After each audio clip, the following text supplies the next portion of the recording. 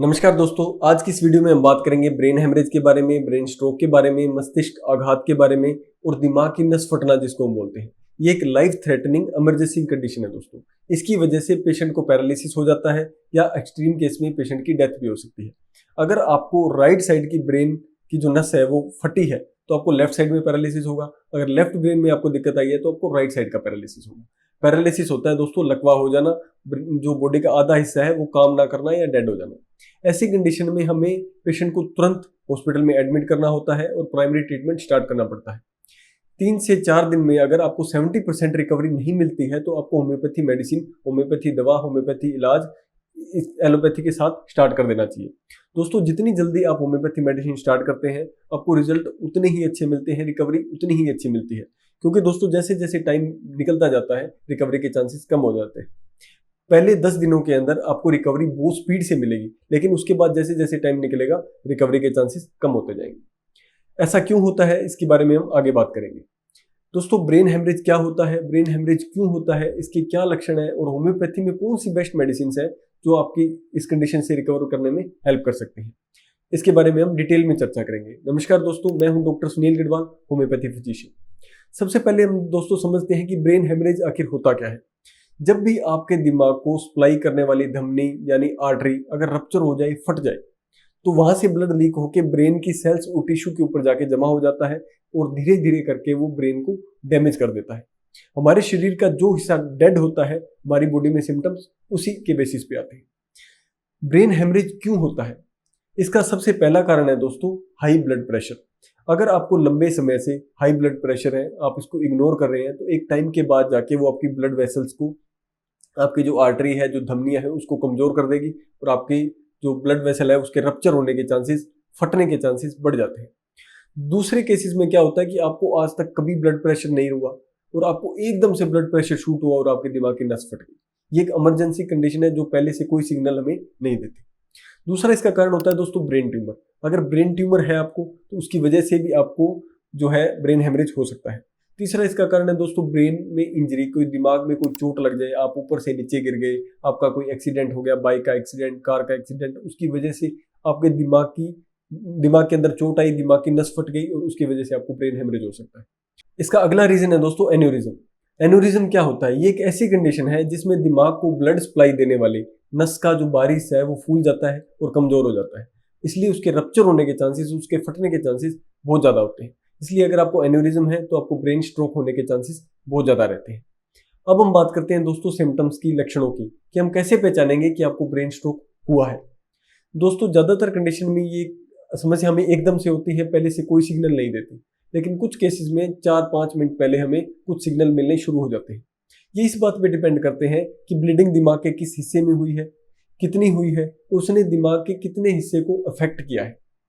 इसमें सबसे पहला सिम्टम आपके अंदर आ सकता है दोस्तों कि सिर के अंदर बहुत तेज दर्द होगा, आपको घबराहट हो सकती है, आपको जिस हिस्से में इफेक्ट हुआ है उसका अपोजिट हिस्से में लकवा हो जाएगा, वो हिस्सा काम करना बंद कर देगा, वहां की मसल्स शुरू हो जाएंगी, आपको सुस्ती महसूस होगी, आपको चक्कर आएंगे, एकदम से आपको धुंधला दिखाई देने लग जाएगा, आपको बोलने में, चीजों को समझने में और देखने में बहुत ज्यादा परेशानी होगी, हकलाहट होगी, तुतलाहट होगी, आप बोल नहीं पाएंगे। तो इस तरह के सिम्टम आपके अंदर ऑल ऑफ सडन आ सकते हैं। अब इसके डायग्नोसिस के लिए डॉक्टर क्या करते हैं, आपके ब्रेन की सीटी और एमआरआई करवा के ये देखते हैं कि कौन से हिस्से में क्लोट बना है, कौन से हिस्से में ने उसको अफेक्ट किया है और कौन सी वेन और नस आपकी फटी है। तो उसके बेसिस पे आपका ट्रीटमेंट प्लान करते हैं। अब हम बात करते हैं दोस्तों होम्योपैथी मेडिसिन के बारे में। दोस्तों ब्रेन स्ट्रोक के केसेस में, ब्रेन हेमरेज के केसेस में होम्योपैथी दवा बहुत ज्यादा इफेक्टिव है और आपको बहुत इंस्टेंट रिकवरी दे सकती है। जितने जल्दी आप होम्योपैथी ट्रीटमेंट स्टार्ट करेंगे आपको उतना ही अच्छा इंप्रूवमेंट मिलेगा। दोस्तों आज की इस वीडियो में मैं आपको कुछ होम्योपैथी मेडिसिन बताऊंगा, लेकिन मेरी ये गुजारिश है कि इस वीडियो को आप डॉक्टरी परामर्श के बिना इस्तेमाल नहीं करें, क्योंकि दोस्तों अगर आप खुद से एक्सपेरिमेंट करने में टाइम खराब करेंगे तो आपके जो रिकवरी के चांसेस है वो धीरे धीरे कम होते जाएंगे। ये आपको ध्यान रखना है। दोस्तों सबसे पहली मेडिसिन है जिसके बारे में हम बात करेंगे वो है एकोनाइट मदर टिंचर। एकोनाइट मदर टिंचर की दोस्तों 4 से 5 ड्रॉप अगर आप थोड़े से पानी में मिला के पेशेंट को 10-15 मिनट के गैप से 3-4 बार दे देते हैं तो ब्रेन स्ट्रोक की वजह से जो बॉडी के ऊपर इंपैक्ट आना था वो उतना नहीं आएगा और पेशेंट को इंस्टेंट रिकवरी मिलनी शुरू हो जाएगी। दूसरी मेडिसिन है दोस्तों आर्निका। अगर आपको किसी इंजरी की वजह से, एक्सीडेंट की वजह से, सिर में चोट लगने की वजह से अगर ब्रेन स्ट्रोक हुआ है, दिमाग की नस फट गई है, तो आर्निका दवा दोस्तों बहुत इफेक्टिव है। इसको मदर टिंचर में 15-15 बूंदे अगर दिन में 4 बार देंगे तो आपको बहुत अच्छी रिकवरी मिलेगी। अगली मेडिसिन है दोस्तों बरेटा कार्ब, 3x पावर में लेना है हमें इसे। अगर आपको वन साइडेड पैरालिसिस हुआ है ड्यू टू ब्रेन स्ट्रोक तो बरेटा कार्ब काम करती ही है। अगली मेडिसिन है दोस्तों क्यूप्रमेट। अगर पेशेंट को स्ट्रोक से पहले बोलने में दिक्कत आ रही थी, हकलाहट, तुतलाहट, वो अपनी बात को एक्सप्लेन नहीं कर पा रहा था और एकदम से धीरे धीरे करके 2-3 मिनट के अंदर पेशेंट पैरालाइज हो गया, अगर इस तरह के सिम्टम्स मिलते हैं तो आप क्यूप्रमेट 200 पावर में इस्तेमाल करिए, आपको बहुत अच्छे रिजल्ट देंगे। नेक्स्ट मेडिसिन है दोस्तों ग्लूटामाइन 3x। अगर पेशेंट को, आपको ये हिस्ट्री मिलती है कि पेशेंट को जो अटैक आया उस टाइम वो धूप में काम कर रहा था पूरे दिन से, सन स्ट्रोक की वजह से अगर पैरालिसिस हुआ है, सन स्ट्रोक की वजह से अगर ब्रेन स्ट्रोक आया है तो ग्लूटामाइन 3x में बहुत इफेक्टिव वर्क करती है। नेक्स्ट मेडिसिन है दोस्तों हाइसएमएस। अगर पेशेंट को अटैक आने से पहले एकदम से पेशेंट चीख पड़े और उसको एकदम से यूरिन और लैट्रिन जो है वो अंदर ही आ जाए, अगर ये सिम्टम आपको मिले तो आप हाइसएमएस दवा का इस्तेमाल कर सकते हैं। अगर आपको बहुत ज़्यादा स्ट्रेस की वजह से, एक्सर्शन की वजह से, बहुत ज़्यादा टेंशन की वजह से अगर आपको ब्रेन स्ट्रोक आया तो कैलिफोस दवा बहुत अच्छा काम करती है।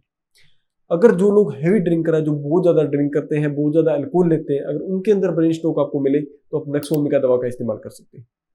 अगर आप ब्लड क्लॉट को रोकना चाहते हैं, ब्लड के जो क्लॉट जमा है, थक्का जम गया है, जो ब्लड इकट्ठा हो गया है, उसको आप पिघलाना चाहते हैं तो प्रोस्टिनम 3x दवा बहुत इफेक्टिव है। इसकी आप 3-3 गोलियां 4 बार देंगे तो आपको बहुत अच्छे रिजल्ट मिलेंगे। नेक्स्ट मेडिसिन है फॉर्मिका रूफा। अगर आप रिकरेंस को रोकना चाहते हैं, अगर आपको एक बार स्ट्रोक आ गया पेशेंट को और आप चाहते हैं कहीं ये दिक्कत दोबारा ना हो जाए तो फॉर्मिका रूफा को आप 30 पाउंड में यूज कर सकते हैं, बहुत इफेक्टिव मेडिसिन है।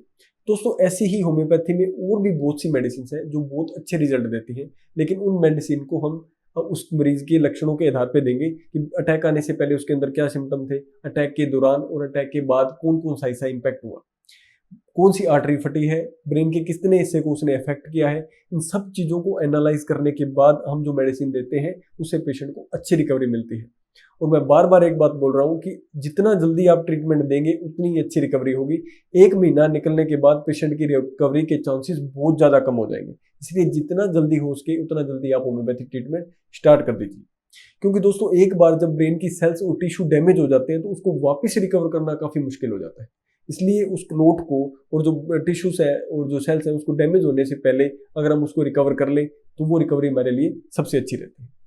आशा करता हूं दोस्तों इस वीडियो में जो मैंने जानकारी दी है वो आपको अच्छी लगी होगी।